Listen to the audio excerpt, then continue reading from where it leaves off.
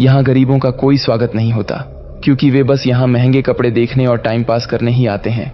Sales girl ने जोर से कहा और विपिन को घृणा भरी नजरों से देखने लगी। विपिन का चेहरा गुस्से से लाल हो गया था। वह कुछ कहने ही वाला था कि तभी शॉप का दरवाजा खुला और उसे दो लोग अंदर आते दिखाई दिए। एक लड़का और एक लड़की, दोनों की उम्र लगभग 19-20 साल होगी। लड़की ने साफ सुथरी सफेद ड्रेस पहनी हुई थी और उसके घने लंबे बाल खुले हुए थे, जिससे वह और भी सुंदर लग रही थी।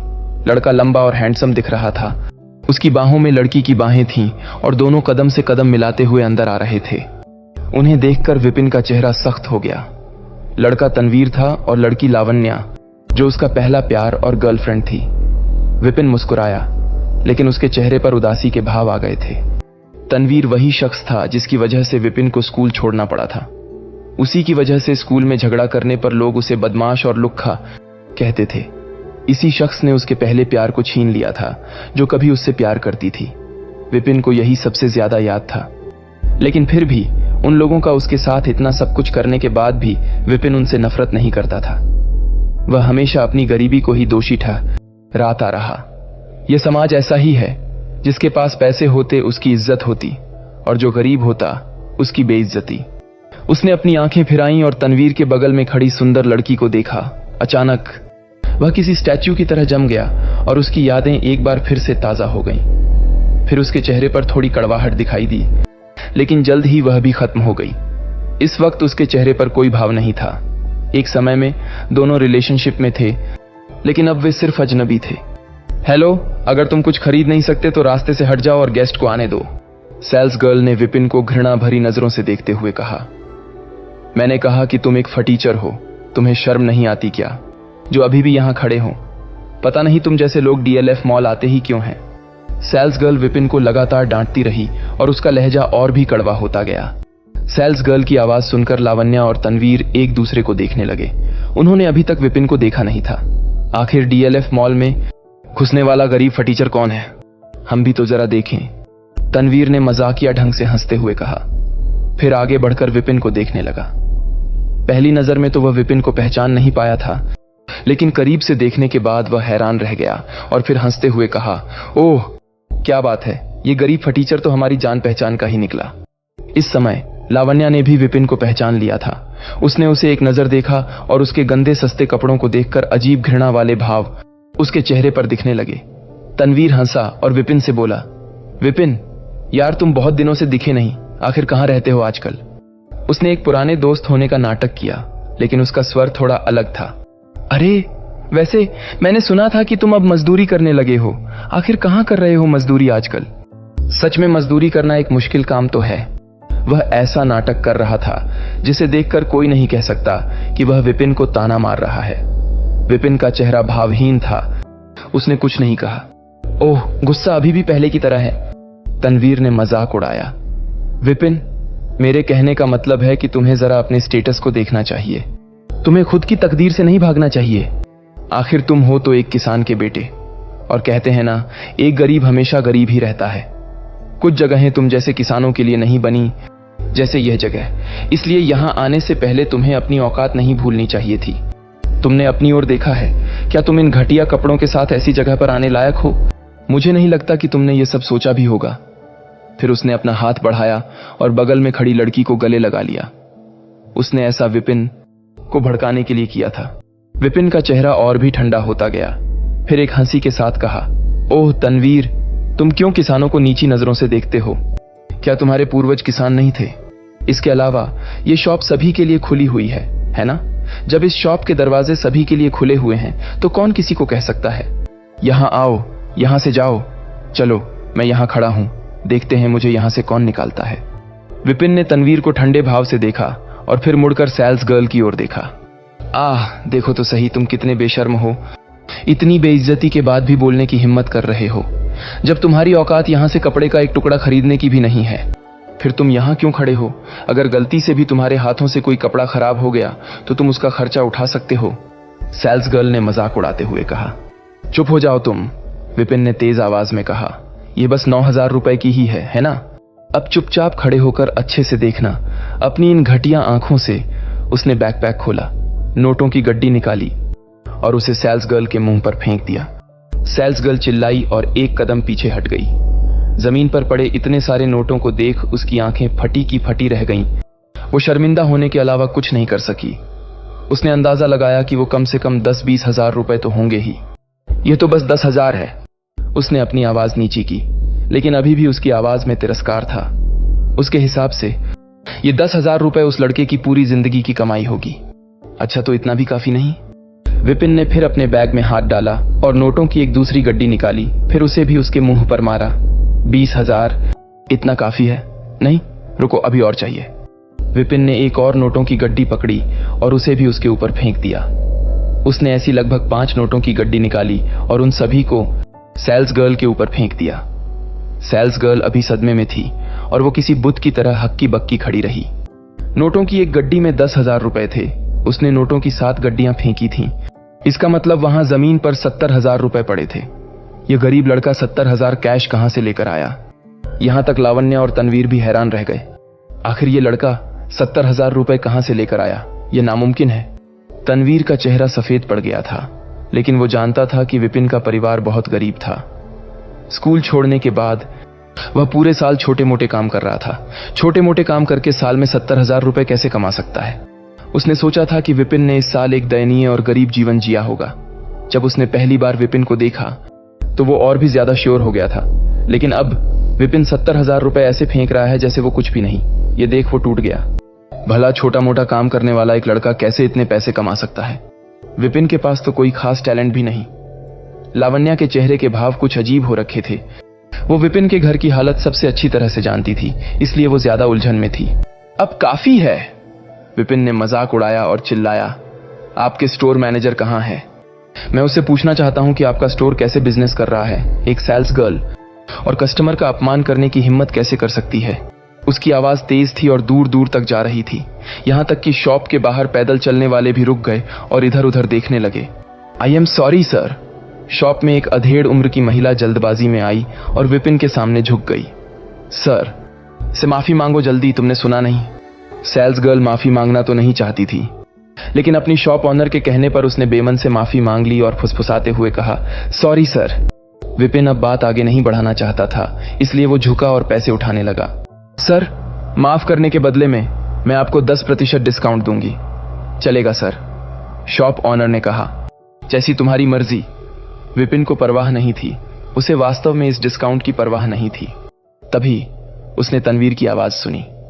हूं, तुम किस बात का इतना घमंड दिखा रहे हो? क्या तुम बस छोटे मोटे घटिया काम नहीं करते? और तुम्हारे पास इतना पैसा कहां से आया?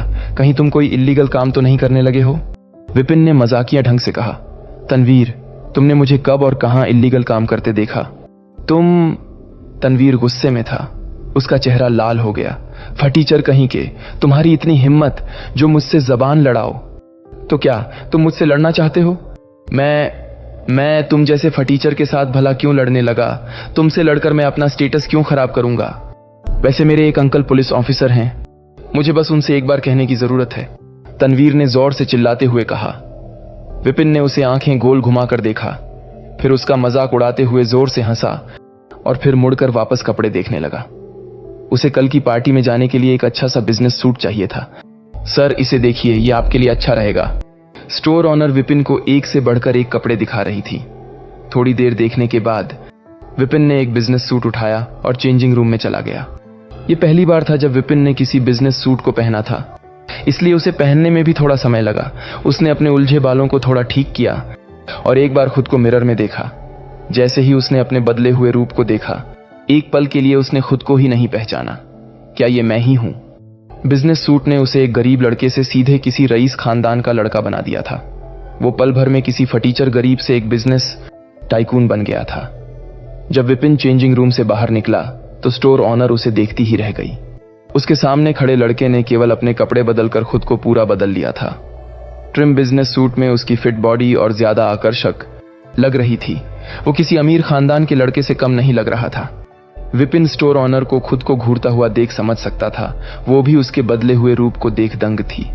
जब लावण्या ने भी उसे देखा तो वो भी दंग रह गई, जैसे कि उसने उसे पहचाना ही ना हो। तनवीर को भी अपनी आंखों पर विश्वास नहीं हो रहा था। उसके बाद उसका चेहरा काला हो गया क्योंकि उसका दिल जलन से जल रहा था। तनवीर हमेशा से खुद को सबसे बड़ा समझता था, खासकर विपिन जैसे गरीब लोगों से, लेकिन इस बार वह पूरी तरह से हार गया था।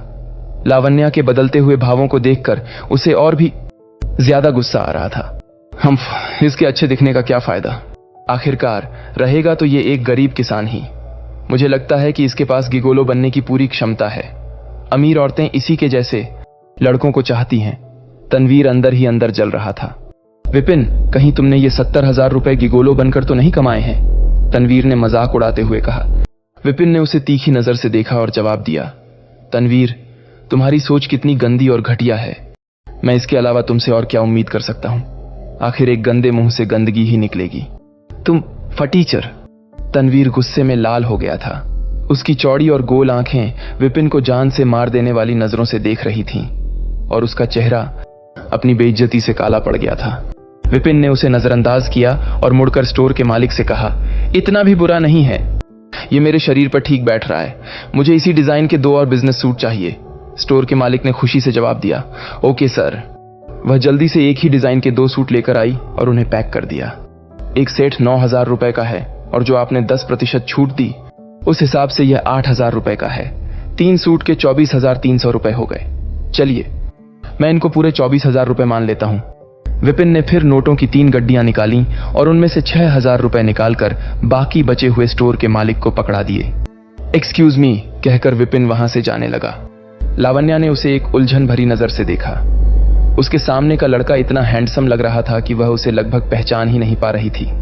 जहां तक तनवीर की बात थी, उसका चेहरा कीचड़ भरे पानी के गड्ढे की तरह उदास था। उसकी आंखों में विपिन के लिए नफरत साफ दिखाई दे रही थी। एक पल के लिए उसकी आंखों में एक खतरनाक इरादा दिखा।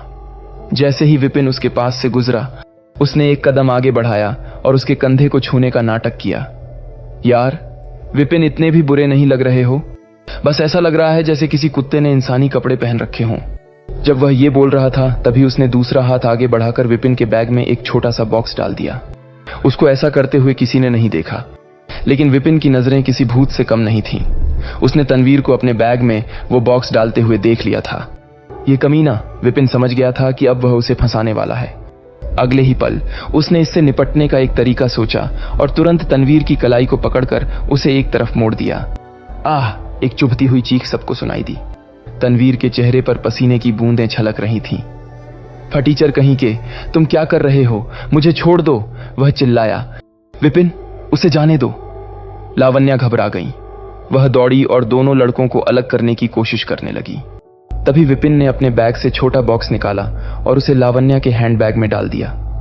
फिर उसने तनवीर को छोड़ दिया और गुस्से में कहा, अगली बार मुझे अपने गंदे हाथों से मत छूना। फिर वह मुस्कुराया और स्टोर से बाहर चला गया। वह स्टोर से बाहर निकल ही रहा था जब उसने अपने पीछे तनवीर की आवाज सुनी, मेरी रिंग गायब है। वो कैसे गायब हो गई? लावण्या ने पूछा। मुझे कैसे पता? मैंने अभी उसे कुछ देर पहले ही देखा था। मुझे पता है वो कहां गई होगी। जरूर उसी ने मेरी रिंग चुराई होगी। विपिन, मुझे बताओ, क्या तुमने मेरी रिंग चुराई है?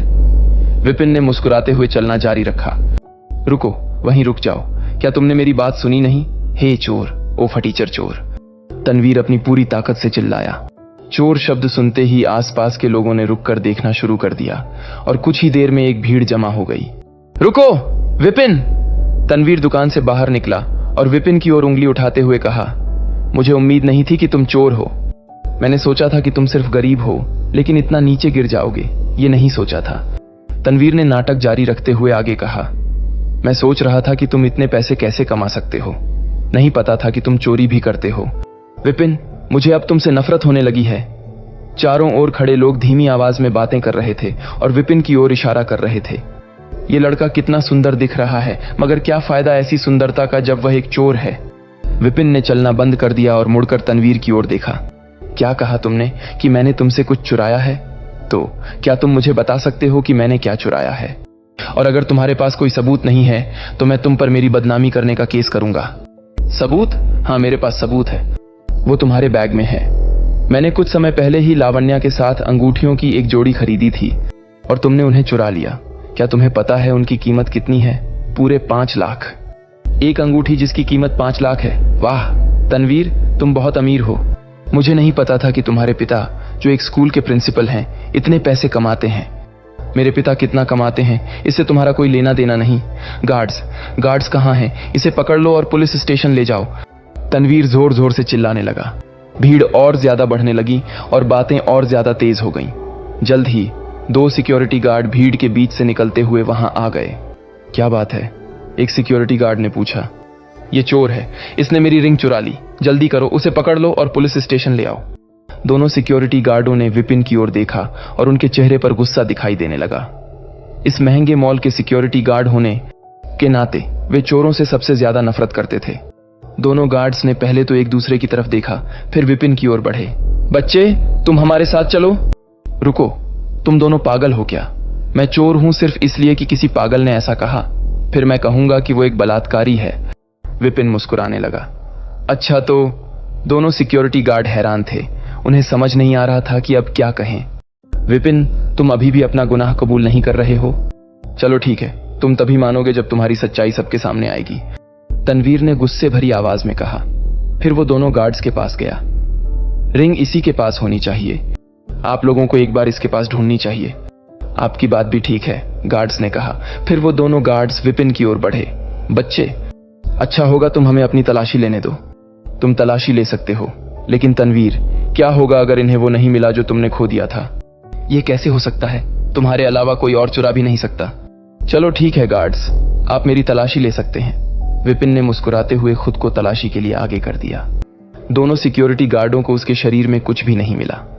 जब उन्होंने उसका बैकपैक खोला तो नोटों की गड्डियां देखकर उनके मुंह खुले के खुले रह गए। उन्होंने विपिन को संदिग्ध नजरों से देखा। तुम लोग ऐसे क्यों देख रहे हो? क्या मैं पैसे लेकर कपड़े खरीदने नहीं आ सकता?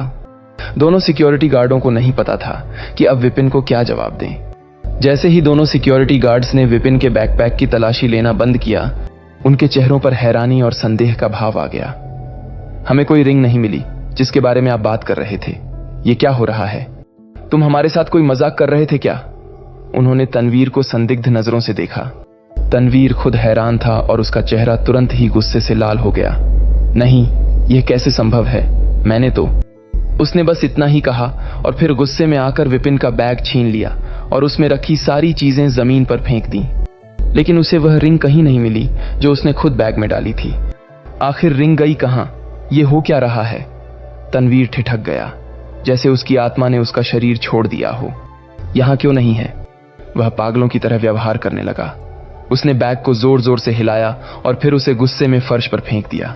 यह नामुमकिन है, इसे इसी बैग में होना चाहिए था। विपिन, मुझे बताओ, तुमने इसे कहां छिपाया है? उसने गुस्से में अपना सिर उठाया और विपिन को खा जाने वाली नजरों से देखा। विपिन ने शांत भाव से जवाब दिया, क्या हुआ? तुमने तो पहले ही मेरे बैग की तलाशी ले ली है, फिर अभी भी इतनी जिद क्यों कर रहे हो? और तुम्हें अभी भी इतना यकीन क्यों है कि मैंने ही तुम्हारी रिंग चुराई है? कहीं तुम मुझे फंसाने की कोशिश तो नहीं कर रहे हो? उसकी आंखें छोटी हो गईं और वह ऐसा लग रहा था जैसे कोई शिकारी अपने शिकार के साथ खेल रहा हो। तनवीर घबराने लगा। मुझ पर आरोप मत लगाओ विपिन, मुझे बताओ, तुमने रिंग कहां छिपाई है? तुम मुझसे क्यों पूछ रहे हो? मैंने कब तुम्हारी रिंग को छुआ? उसे चुराने की तो बात ही छोड़ दो। हो सकता है कि तुमने उसे कहीं रख दिया हो और भूल गए हो। तनवीर ने उत्तेजित होकर जवाब दिया, ऐसा कैसे हो सकता है? कुछ देर पहले तक तो वो मेरी जेब में थी। तुमसे टकराने के बाद से ही वो गायब हो गई। अगर तुमने नहीं तो और कौन चुरा सकता है? विपिन ने गंभीरता से कहा, तुम्हारी जेब में? क्या तुम्हें पूरा यकीन है? कहीं तुम भूल नहीं रहे हो सकता है कि तुमने अपनी रिंग गलती से किसी और के बैग में रख दी हो। उसने लावण्या की ओर इशारा किया। तनवीर ने इस सुझाव को हंसकर टाल दिया, यह नामुमकिन है। विपिन ने फिर कहा, सच में? तो फिर एक बार चेक क्यों नहीं करती? उसने यह बात लावण्या से कही।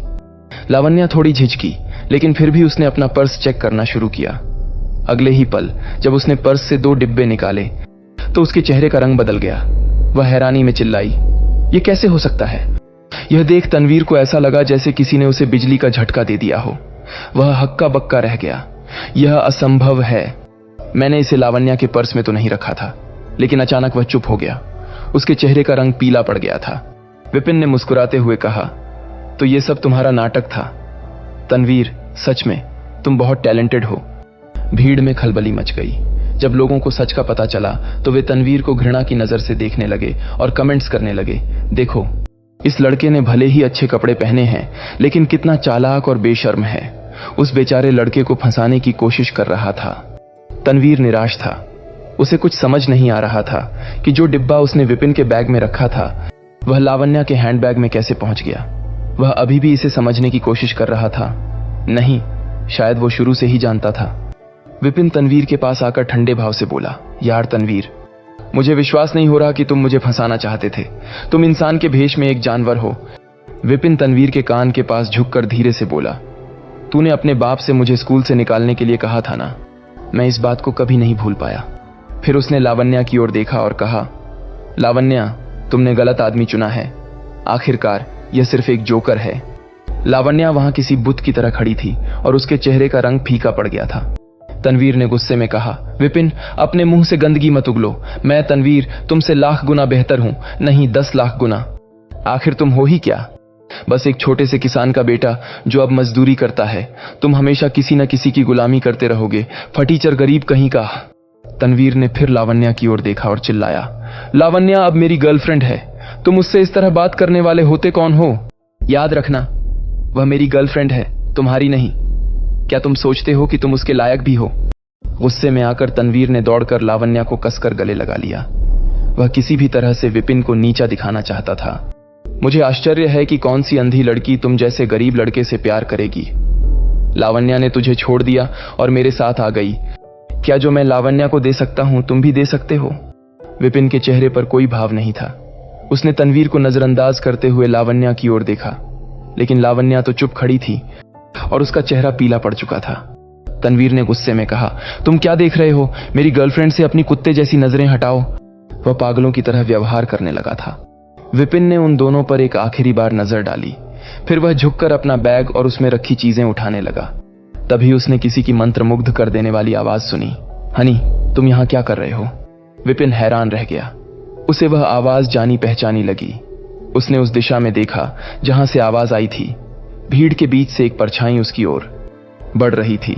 उस परछाई ने क्रिस्टल से सजी हुई काले रंग की ड्रेस पहनी हुई थी जो रोशनी में जुगनू की तरह चमक रही थी।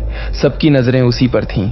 उसका शरीर खूबसूरत और आकर्षक दिखाई दे रहा था। उसके चेहरे पर मुस्कान थी जो उसे और भी ज्यादा खूबसूरत बना रही थी। उसकी उपस्थिति ने पूरे मॉल में सबका ध्यान खींच लिया था। मर्दों की आंखें तो बस उसे एकटक देख रही थीं।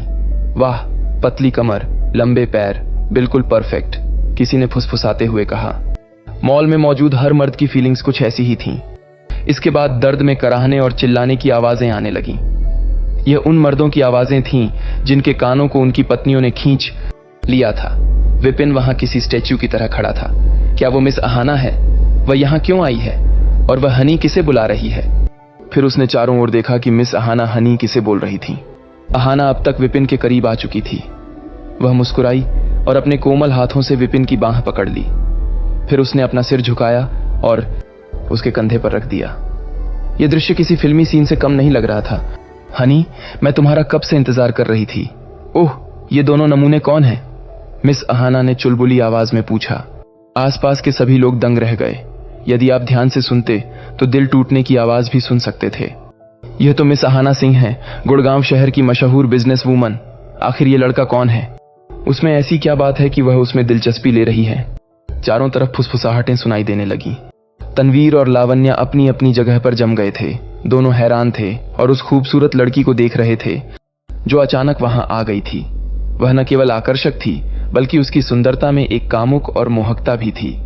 तनवीर का दिमाग सुन्न हो गया और उसका चेहरा पीला पड़ गया। ये नहीं हो सकता, ये नहीं हो सकता। इस नीच लड़के को प्यार करने के लिए इतनी सुंदर लड़की कैसे मिल सकती है? उसने सोचा।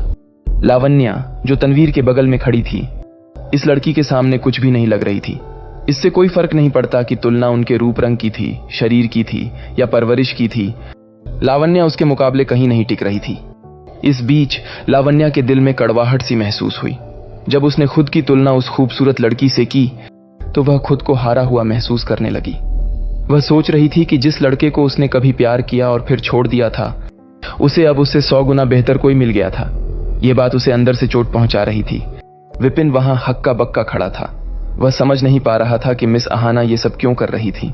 उसने धीरे से पूछा, मिस अहाना, आप ये क्या कर रही हैं? मिस अहाना ने जवाब दिया, मैं तुम्हारी मदद कर रही हूं। ये दोनों लोग डरपोक हैं। मैंने सब कुछ पहले से देख रखा था, इसलिए अब मैं इनको सबक सिखाने में तुम्हारी मदद करूंगी।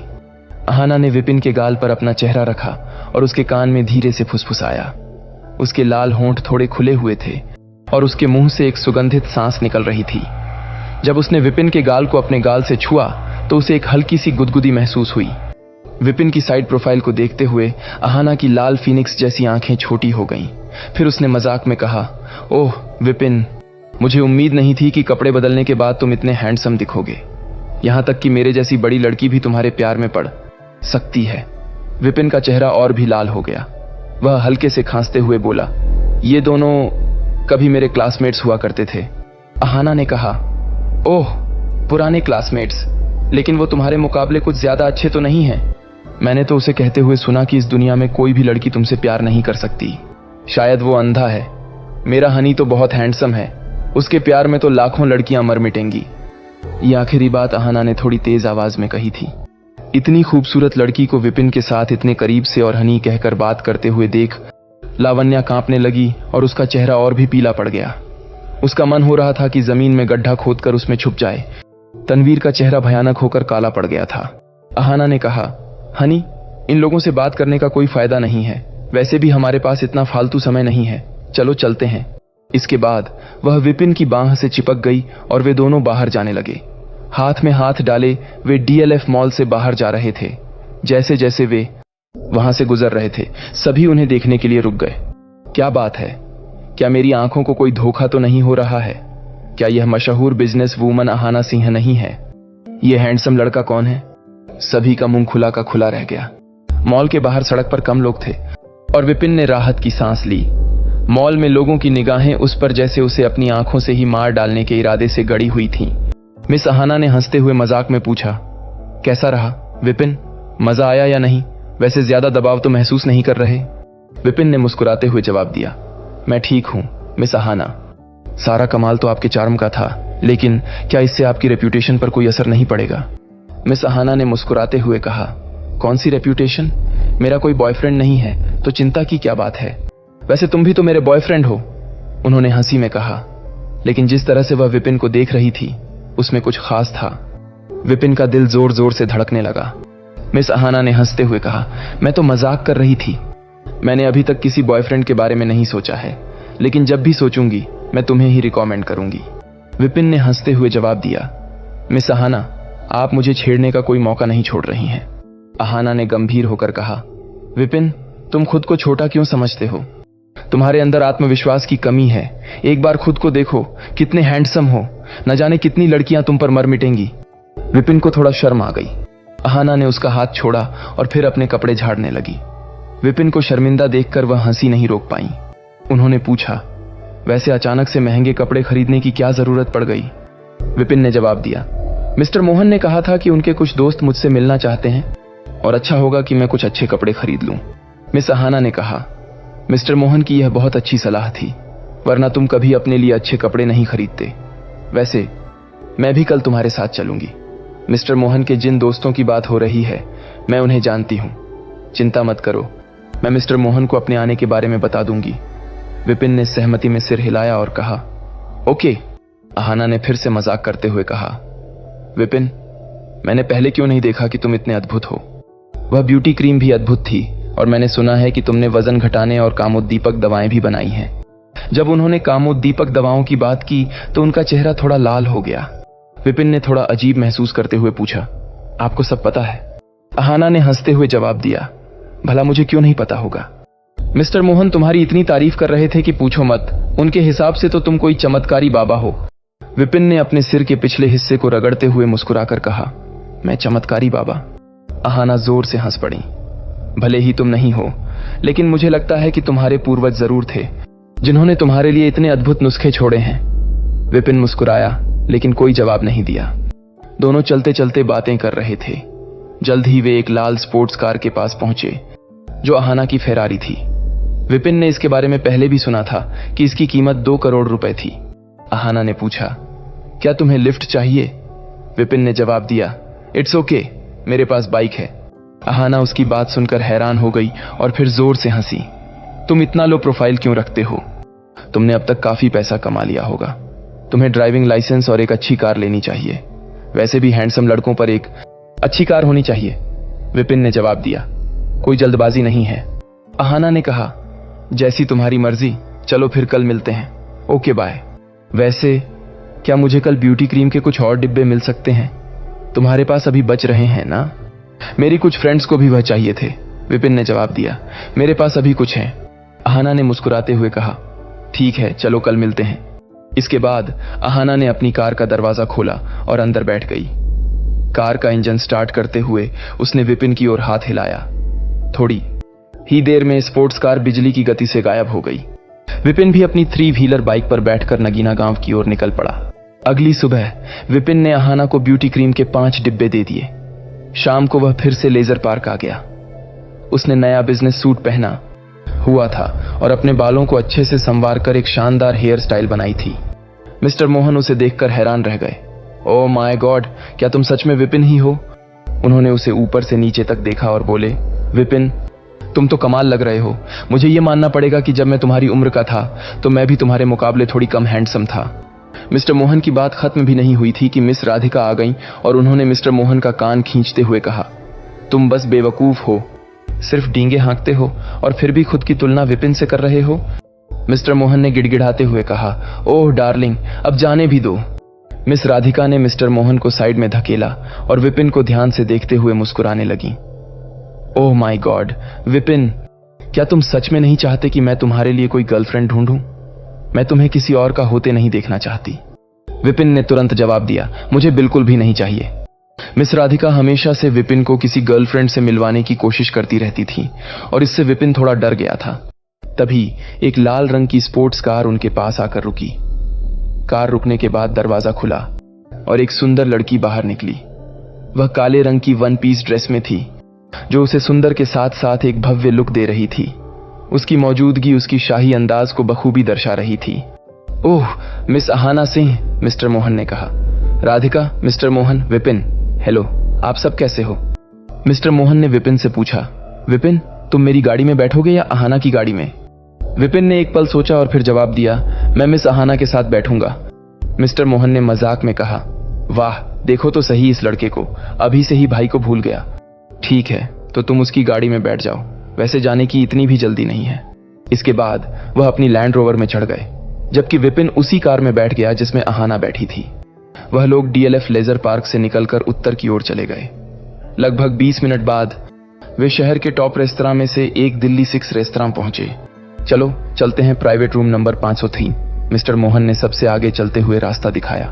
प्राइवेट रूम में पहले से ही कई लोग मौजूद थे। उनके पहनावे से वे काफी अमीर लग रहे थे। जैसे ही उन लोगों ने किसी को दरवाजे से आते देखा, वे खड़े हो गए। मिस अहाना को अंदर आते देख वे हैरान रह गए। फिर उन लोगों ने विपिन की ओर देखा। एक व्यक्ति ने पूछा, मोहन, क्या यह वही लड़का है जिसके बारे में तुम बात कर रहे थे? मिस्टर मोहन ने एक साइड खड़े होकर कहा, हाँ ये वही है। ये विपिन है जिसके बारे में मैंने आप लोगों को बताया था। भाई संजय, आपको क्या लगता है? संजय ने उत्साहित होकर कहा, ओह वाह छोटे भाई विपिन, तुम तो बहुत टैलेंटेड और हैंडसम लग रहे हो। ओह सॉरी, मैंने अपने बारे में तो बताया ही नहीं, मैं संजय वर्मा हूं। संजय ने आगे बढ़कर विपिन का हाथ पकड़ लिया और जोर से हिलाने लगे। संजय लगभग 50 साल के लग रहे थे। उनका रूप सादा था और वे थोड़े मोटे थे। उन्होंने कहा, विपिन, शायद अब मैं तुम्हें थोड़ा फिट लग रहा हूं, लेकिन कुछ दिन पहले मैं बहुत मोटा था। तुम्हारी वजन घटाने वाली चाय की बदौलत मैंने कुछ दिनों में लगभग 20 से 25 किलो वजन घटा लिया है। सच में ये किसी चमत्कार से कम नहीं है। संजय ने विपिन का हाथ पकड़े रखा और बोले, मैं कहता हूं भाई विपिन, क्या तुम्हारे पास वजन कम करने वाली चाय और है? मुझे कुछ और बोतलें चाहिए। तभी एक और मोटा आदमी दौड़कर आया और संजय को एक साइड कर दिया। उसने विपिन के हाथों को पकड़ा और बड़े मुस्कान के साथ कहा, ब्रो विपिन, तुम इसकी चिंता मत करो, उसने पहले ही काफी वजन कम कर लिया है। क्या जल्दबाजी है? उन्होंने आगे कहा, ओह हाँ, मेरा नाम प्रभास थापा है। अगर तुम्हें कोई दिक्कत नहीं है तो तुम मुझे बिग ब्रो प्रभास कह सकते हो। विपिन ने अपना हाथ वापस लिया और दोनों को सम्मान देते हुए बोला, hello big bro Prabhas, big bro Sanjay. फिर उसने जल्दी से कहा, बिग ब्रो, आप दोनों टेंशन मत लीजिए। जैसे ही मैं और हर्बल चाय बनाऊंगा, सबसे पहले आप दोनों से ही संपर्क करूंगा। ठीक है, तो ये पक्का रहा, प्रभास थापा ने कहा। सबसे पहले मुझे ही देना याद रखना। मिस्टर मोहन ने प्रभास थापा और संजय वर्मा की ओर इशारा करते हुए विपिन से कहा, विपिन, ये संजय वर्मा है जिनका कंस्ट्रक्शन बिजनेस है और प्रभास जी का खुद का प्रॉपर्टी बिजनेस है। इसके पास सच में बहुत पैसा है। तुम अपनी हर्बल चाय की कितनी भी महंगी कीमत बता सकते हो। फिर उन्होंने 3 और लोगों की ओर इशारा किया। ये हैं शंकर गोपाल जी, जिनकी अपनी जूते की फैक्ट्री है। ये सोहम तेज जी हैं, जिनका खुद का फर्नीचर बिजनेस है। और ये हैं महेंद्र प्रताप जी, जो एंटीक बिजनेस के साथ साथ शहर के टॉप बिजनेसमैन में से एक हैं। विपिन ने उनमें से हर एक को सम्मानपूर्वक नमस्ते किया। मिस्टर शंकर और मिस्टर सोहम काफी साधारण लग रहे थे और उनकी उम्र लगभग 50 साल थी। महेंद्र प्रताप बाकी सबसे अलग दिखते थे। उन्होंने एक उत्तरी भारतीय सूट पहना हुआ था और सीधे खड़े थे। वे 60 साल से अधिक उम्र के थे, लेकिन फिर भी काफी एनर्जेटिक लग रहे थे। चलो बैठते हैं। मिस्टर मोहन ने सभी को अपनी अपनी जगह पर बैठने का इशारा किया। विपिन, आओ यहां बैठते हैं। अहाना ने विपिन की शर्ट की बाजू पकड़कर उसे अपनी ओर खींच लिया। प्रभास और बाकी लोग यह देखकर हंस पड़े। अरे मिस अहाना, आप हमारे विपिन भाई के साथ कुछ ज्यादा ही फ्रैंक हो रही हैं। कहीं आप उससे प्यार तो नहीं करने लगी हैं? उन्होंने हंसते हुए कहा। अहाना ने संयमित होकर जवाब दिया, क्यों, मुझे कौन रोकेगा? और वैसे भी विपिन कब से आप लोगों का भाई बन गया? प्रभास थापा ने मुस्कुराते हुए कहा। विपिन ने मुझे पहले बिग ब्रो कहकर बुलाया था, तो अब हम एक परिवार हैं। इन मजाकों से माहौल काफी खुशनुमा हो गया। कुछ समय बाद 2 और लोग पार्टी में शामिल हुए। मिस्टर मोहन ने उन्हें भी विपिन से मिलवाया और फिर जल्द ही डिनर परोसा गया। दिल्ली 6 रेस्तरां शहर के सबसे बेहतरीन रेस्तरां में से एक था। वहां परोसी जाने वाली डिशेज कहीं और नहीं मिलती थीं। विपिन ने पहले कभी इस तरह की स्वादिष्ट डिशेज नहीं देखी थीं, इसलिए वह बिना समय बर्बाद किए जितना खा सकता था खाने लगा। डिनर के दौरान प्रभास थापा ने कुछ और डिशेज मंगवाते हुए कहा, विपिन, सच में तुम्हारी हर्बल चाय अद्भुत है।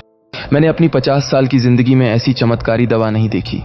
अगर मैं कुछ पैसा निवेश कर दूं तो हम बड़े पैमाने पर दवाएं बना सकते हैं और फिर हम बिलियंस नहीं ट्रिलियंस कमा सकते हैं। यह सुनकर सभी ने सहमति में सिर हिलाया। विपिन ने अपनी चॉपस्टिक एक तरफ रख दी और कहा, मैं चाहता तो हूं, लेकिन यह इतना आसान नहीं है। औषधि बनाने के लिए कुछ दुर्लभ जड़ी बूटियों की जरूरत पड़ती है जो इतनी आसानी से नहीं मिलती। इसलिए जड़ी बूटियां न मिलना एक बड़ी समस्या है। और सबसे बड़ी समस्या यह है कि इन औषधियों को सिर्फ मैं ही बना सकता हूं। इसलिए इनकी प्रोडक्शन लिमिटेड है, क्योंकि मैं अकेले बड़े पैमाने पर इनकी प्रोडक्शन नहीं कर सकता। यह सुनकर सब निराश नजर आए। इट्स फाइन विपिन, तुम जितना बना सकते हो बनाओ। प्रमोशन का काम हम पर छोड़ दो, तुम्हें बस औषधि बनाने पर ध्यान देना है, प्रभास थापा ने कहा। विपिन ने धन्यवाद देते हुए कहा, फिर तो मुझे अपने सभी बड़े भाइयों को पहले से ही थैंक्स बोलना होगा। प्रभास ने जोर से कहा, इसकी कोई जरूरत नहीं। फिर उसने उसकी पीठ थपथपाई और बोला, आओ विपिन, टोस्ट करते हैं। इसके बाद वह अपनी सीट से खड़ा हुआ और विपिन के साथ टोस्ट किया। महेंद्र जी, जो अब तक चुप थे, अचानक बोले, लिटिल ब्रो विपिन, मुझे लगता है कि तुम्हारी दवाएं शुद्ध औषधीय जड़ी बूटियों से बनी हैं। क्या तुम्हारे पूर्वज प्राचीन हकीम थे? विपिन थोड़ा हैरान हो गया। उसके पूर्वज तो सिर्फ गांव के छोटे मोटे किसान थे, न कि कोई प्राचीन हकीम। अगर वह उनके सवाल का जवाब हाँ में देता, तो जब वे लोग कभी नगीना गांव जाते और उसके बारे में पता लगाते तो उन्हें सच्चाई का पता चल जाता। इससे वे उस पर शक भी कर सकते थे। थोड़ी देर सोचने के बाद उसने सिर हिलाया और बोला, ऐसा कुछ नहीं है। मुझे अब आप सभी को सच बता देना चाहिए। असल में ये औषधियों के नुस्खे मेरे पूर्वजों के नहीं हैं, बल्कि मुझे पहाड़ों में प्राचीन काल के कुछ दिव्य ग्रंथ मिले थे। मैंने उन्हें अच्छी तरह से पढ़ा और इन औषधियों का निर्माण किया। ओह, क्या यह बात है? मिस्टर मोहन और बाकी लोग आश्चर्यचकित हो गए। महेंद्र प्रताप ने भी हैरान होते हुए कहा, प्राचीन दिव्य ग्रंथ, इसका मतलब तुम्हारे पास खुद हकीमों वाली काबिलियत है। विपिन ने विनम्रता से जवाब दिया, थोड़ी सी। दिव्य ग्रंथ, प्राचीन काल में इन्हें दिव्य हकीमों द्वारा लिखा गया था। ये चिकित्सा ग्रंथ होते थे जिनमें कई दुर्लभ बीमारियों और उनके इलाज के बारे में लिखा होता था। आज के समय में लोगों ने बस इन दिव्य ग्रंथों और दिव्य हकीमों के बारे में किताबों में ही पढ़ा था। अचानक सभी लोग विपिन को एक अलग और सम्मानपूर्वक नजर से देखने लगे। असल में वे लोग सोचते थे कि विपिन ने अपने बड़ों से इन औषधियों को बनाना सीखा था और उसी ज्ञान की वजह से वह इन्हें बनाना जानता था। उन्हें यह उम्मीद नहीं थी कि उसके पास खुद हकीमों वाली काबिलियत थी। आज के समय में ज्यादातर पुरानी पीढ़ी के लोग हकीमों को डॉक्टर से भी ज्यादा सम्मान की नजर से देखते थे। जब मिस अहाना को सच्चाई का पता चला तो उसकी आंखें भी चमक उठीं।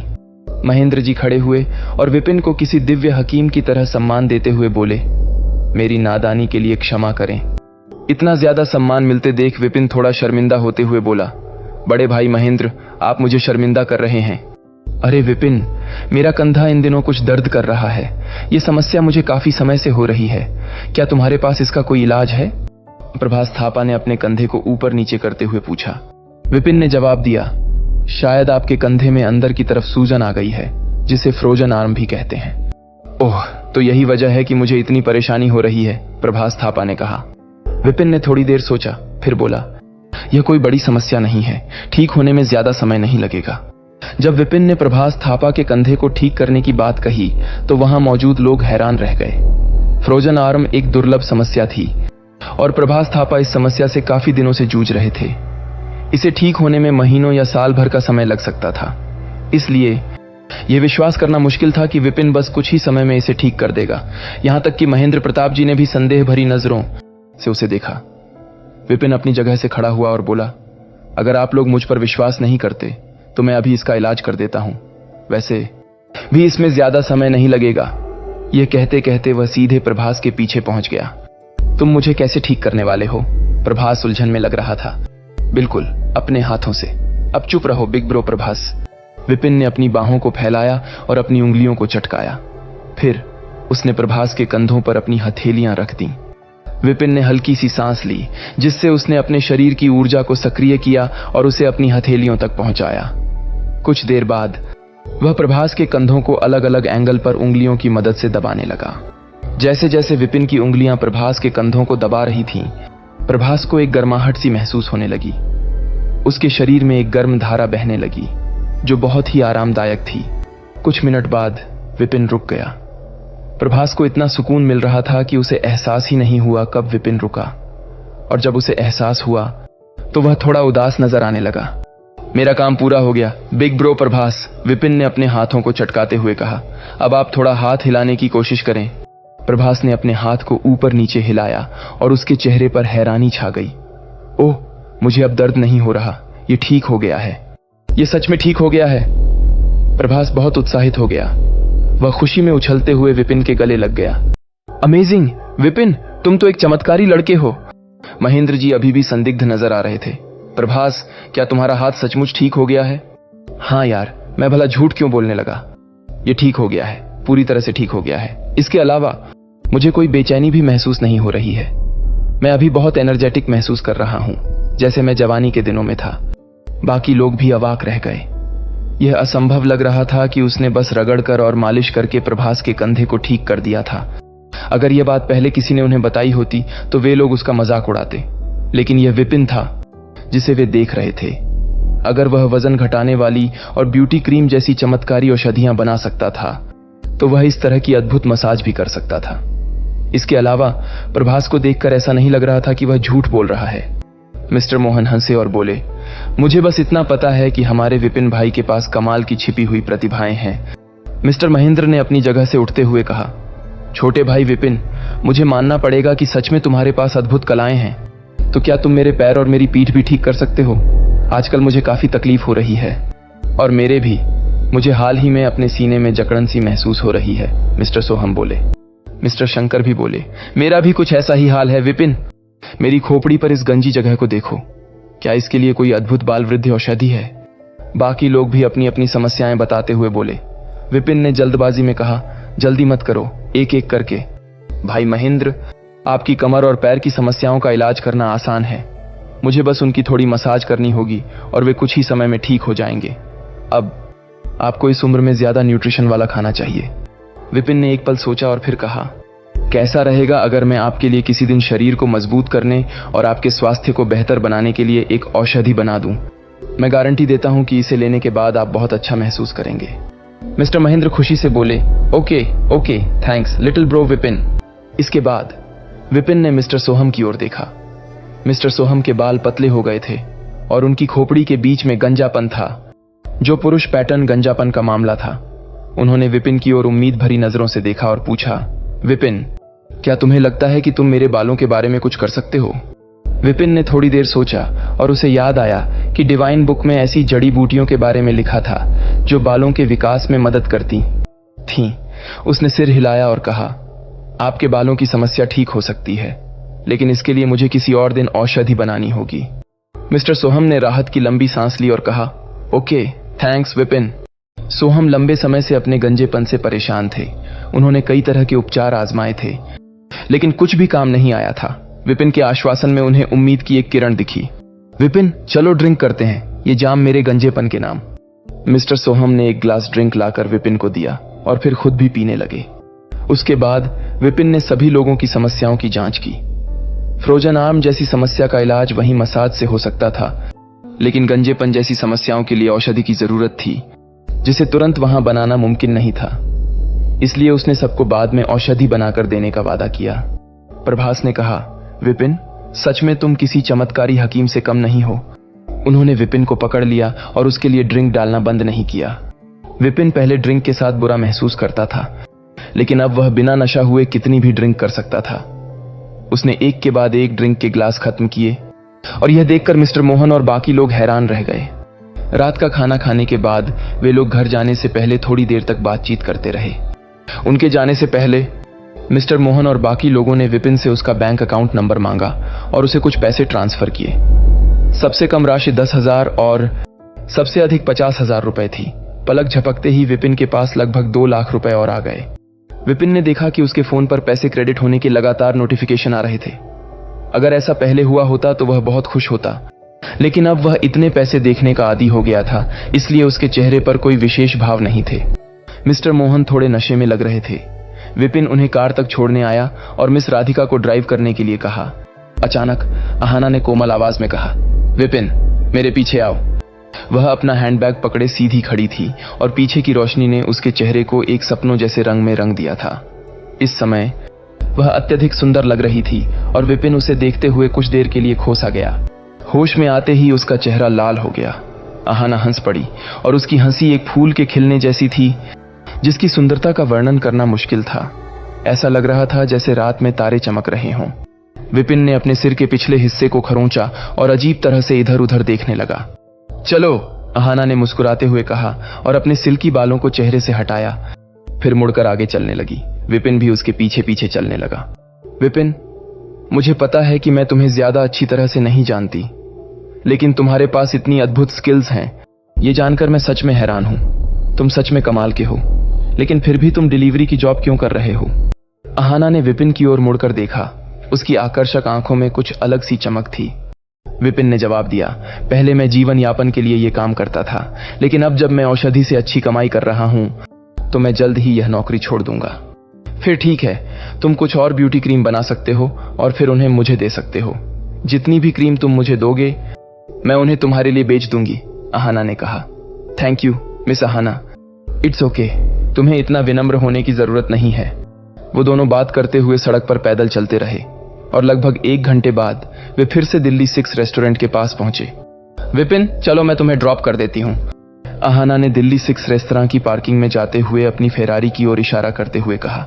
इट्स ओके, वैसे भी काफी देर हो गई है, मैं टैक्सी लेकर घर चला जाऊंगा।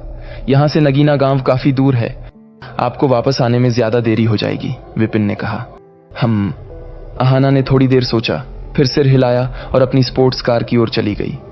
तभी ब्लैक कलर की कुछ कारें पार्किंग में आईं और दोनों के सामने जोर से ब्रेक मारकर रुकीं। सभी गाड़ियों के दरवाजे खुले और डरावने चेहरे वाले कई हट्टे कट्टे लोग बाहर निकले, जो किसी गैंग के गुंडे लग रहे थे। विपिन के चेहरे का रंग बदल गया। उसने स्थिति को समझने की कोशिश की और उसकी नजर एक लग्जरियस कार पर पड़ी, जो इन लोगों के लीडर की लग रही थी। उस कार का दरवाजा खुला और एक अधेड़ उम्र का आदमी बाहर आया, जो लगभग 30 साल का लग रहा था। उसका शरीर एकदम फिट था और चेहरे पर चाकू का निशान था, जो उसकी क्रूरता को और बढ़ा रहा था। अच्छा, तो तुम हो वो हैंडसम लड़का? उसने विपिन की ओर देखा। उसकी नजरें एक खूंखार भेड़िए जैसी थीं। तुम बहादुर लगते हो, वरना किसी की इतनी हिम्मत नहीं होती जो मेरी गर्ल की तरफ आंख उठाकर भी देखे। विपिन की भौहें थोड़ी हिल गईं और उसने अहाना की ओर देखा। अहाना का चेहरा ठंडा था। फिर उसने चिल्लाकर कहा, राघव बत्रा, बेहतर होगा कि तुम अपनी लिमिट्स में रहकर बात करो। मेरा तुम्हारे साथ कभी कोई संबंध नहीं था। मैंने तुमसे कई बार कहा है कि मुझे परेशान करना बंद करो। विपिन अब समझ गया था कि यह आदमी अहाना का पीछा करने वालों में से एक था। राघव बत्रा के माथे पर लकीरें उभर आईं और उसका चेहरा पहले से भी ज्यादा क्रूर दिखने लगा। अहाना, तुम मेरा पहला प्यार हो। तुम इसे कभी क्यों नहीं समझती? तुम्हें इस छोटे लड़के के प्यार में पड़ना पसंद है और मुझे अपनाना नहीं। मुझे बताओ, आखिर मुझ में क्या कमी है जो तुमने इस छोटे लड़के को पसंद किया? राघव, तुम मेरा पीछा छोड़ दो, क्योंकि मैं तुम्हें कभी पसंद नहीं करने वाली। अहाना ने जोर से कहा। तुम मैं तुम्हारे भले के लिए तुम्हें प्यार कर रहा था, लेकिन अगर ऐसा है तो मुझे भी अब प्यार से पेश आने की कोई जरूरत नहीं है। राघव ने गुस्से में दांत भींचते हुए कहा। इस लड़के को मार दो। अगर वो मुझे नहीं मिल सकती तो मैं उसे किसी और का भी नहीं होने दूंगा, उसने अपने आदमियों को आदेश देते हुए कहा। क्या राघव बत्रा वाकई विपिन को मरवा देगा? आखिर आगे इस कहानी में क्या होगा, जानने के लिए देखिए इस स्टोरी का चौथा भाग। बने रहिए हमारी कहानी व्यापारी विपिन के साथ, सिर्फ हमारे चैनल स्टोरी एंड फन 1.0 पर।